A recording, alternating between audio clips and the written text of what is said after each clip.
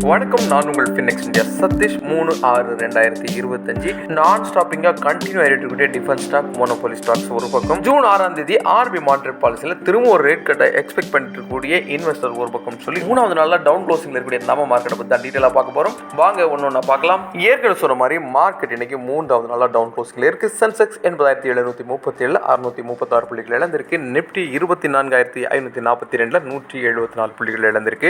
Mid cap small கேப்பில் நல்லாவே down இருந்ததை நம்ம இங்கே நோட் பண்ண வேண்டியது இருக்கு. ஆர்பிஐடைய மானிட்டரி பாலிசியில் ரேட் கட் இருக்கும் அப்படிங்கிற ஒரு எக்ஸ்பெக்டேஷன் மார்க்கெட்டில் நல்லாவே இருக்கு. அதுவும் நம்ம மார்க்கெட் இன்னைக்கு டவுன் ஆகிறதுக்கு ஒரு முக்கியமான காரணமாக இருக்கலாம். இன்னைக்கு நம்ம மார்க்கெட்டில் அடானி போர்ட், அடானி என்டர்பிரைசஸ், பஜாஜ் ஃபின்சர்வ்லாம் 1-2% வரை நெகட்டிவ்ல க்ளோஸ் ஆயிருக்காங்க. எஸ் பேங்க் அரௌண்ட் 10% இன்னைக்கு டவுனில் க்ளோஸ் ஆயிருக்கு. இதுக்கு முக்கியமான காரணம் 3% ஈக்விட்டி ஷேர்ஸை எக்ஸ்சேஞ்ச் பண்ணியிருக்காங்க பிளாக் டீல் மூலமாக.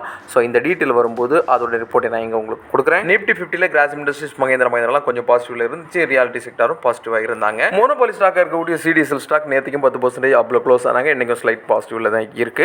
கோச்சின் ஷிப்யார்ட் 5% மேலே இன்னைக்கு பாசிட்டிவாக க்ளோஸ் ஆயிருக்கு. டிஃபென்ஸ் செக்டார் ஸ்டாக் எல்லாமே கண்ணூர் ரேலியில் இருக்குங்கிறது நம்ம எல்லாருக்குமே தெரியும். அதுலேயும் இந்த கோச்சின் ஷிப்யார்ட் எடுத்துக்கிட்டிங்கன்னா 2020 வருஷத்தில் 104 ரூபாங்கிற ஒரு ஆல் டைம் லோவை பதிவு பண்ணியிருந்த ஸ்டாக்கு 2024 ஜூலை 8ஆம் தேதி 2979 சொல்லி ஒரு ஆல் டைம் ஹையை பதிவு பண்ணியிருந்துச்சு. இந்த வருஷம் அதுவும் பிப்ரவரி மாதம் 18ஆம் தேதி 1180 ரூபாய்க்கு வந்த ஸ்டாக் திரும்பவும் ஒரு ஹையை பதிவு பண்ணியிருந்தான் சொல்லணும். ரெக்கார்ட் ஹை ரீச் பண்ண முடியலனாலும் இன்னைக்கு திரும்பவும் 2050ங்கிற ஒரு ரேஞ்சுக்கு வந்துருச்சு. இது எதுக்காக நம்ம சொல்றோம்னா, நம்ம மார்க்கெட்டில் பேசிக்காவே ஃபண்டமெண்டலாக ஸ்ட்ராங்காக இருக்கக்கூடிய நிறைய ஸ்டாக்ஸ் இருக்கு. அது எந்தெந்த ஸ்டாக்குங்கிறத நீங்கள் தான் உங்களுடைய சொந்த ரிசர்ச்சில் படிக்கணும். படித்து பார்த்தீங்கன்னா அந்த கம்பெனிஸோட பாசிட்டிவ் ப்ளஸ் நீங்கள் அண்டர்ஸ்டாண்ட் பண்ணி உங்கள் ரிஸ்க் அப்பீலுக்கு அது சூட்டபுளாக இருந்துச்சுன்னா உங்கள் சொந்த முடிவில் இன்வெஸ்ட் பண்ணணும்.